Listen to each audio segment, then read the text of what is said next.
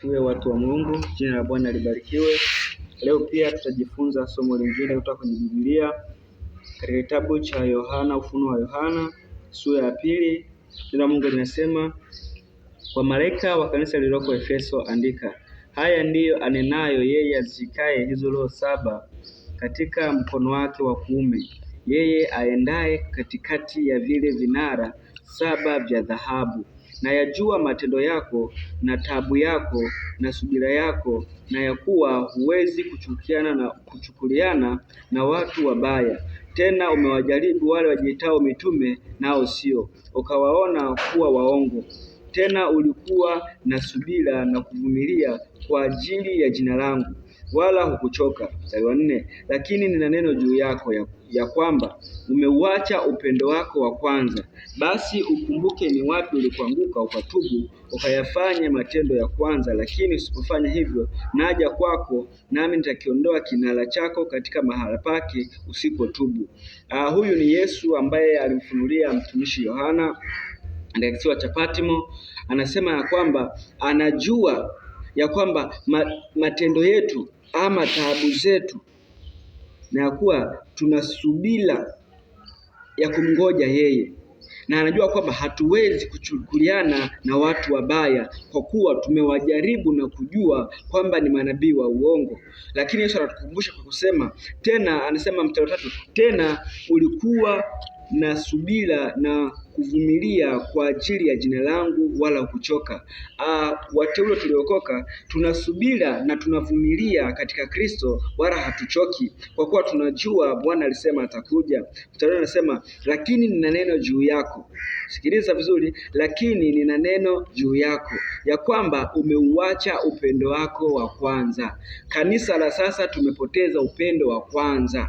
Kanisa la sasa upendo umekuwa wa kujipenda wenyewe. Hatupendi watu wenzetu. Upendo ni nini?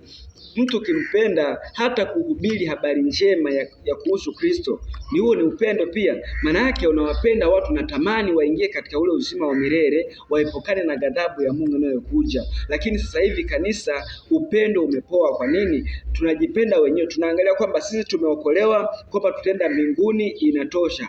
Lakini wakati Yesu alipokuja duniani, alitamani watu wengi wajue kweli iko wapi, na wamjue Mungu wa kweli aliyemtuma, wampokee yeye Kristo na kuamini Injili, ili waepukane na ghadhabu ya Mungu inayokuja. Lakini sasa Yesu anatukumbusha akisema, kanisa la sasa upendo umepoa.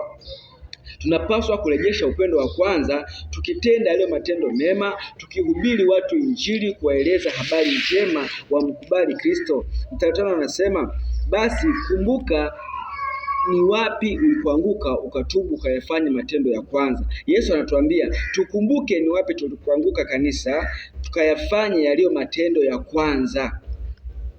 Tukumbuke ni wapi tulipoanguka na tutubu na tukayafanya matendo ya kwanza, ambapo tulikuwa na upendo wa kweli. Tulikuwa na upendo ambao unatoka upendo wa kimungu.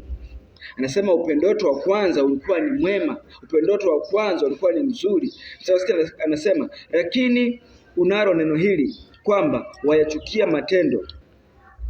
Anasema mstari wa 5, basi kumbuka ni wapi ulipoanguka, ukatubu, ukayafanya matendo yako ya kwanza. Anasema, lakini usipofanya hivyo, naja kwako, nami nitakiondoa kinara chako katika mahala pake usipotubu.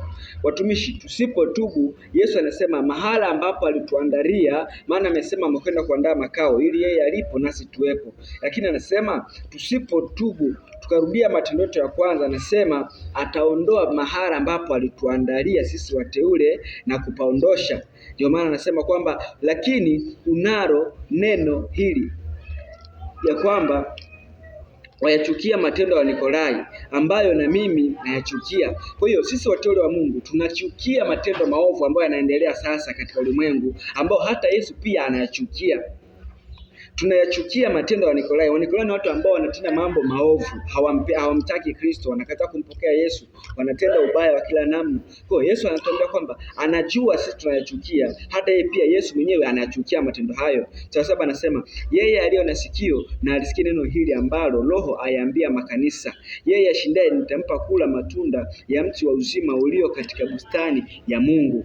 Hivyo sisi tunaambiwa mchana wa leo ya kwamba aliye na sikio na asikie maneno haya ambayo Yesu analiambia kanisa. Huenda ndio unaifuatilia sasa hivi, huenda ndio unaisikiliza sasa hivi. Tunapaswa kurudia upendo wetu wa kwanza na tukayafanya yale ambayo Mungu alitukusudia katika maisha yetu.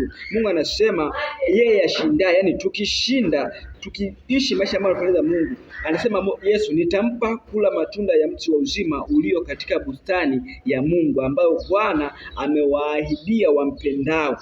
Barikiwa sana. Yesu anakupenda, Yesu anaokoa. Barikiwa sana. Amin.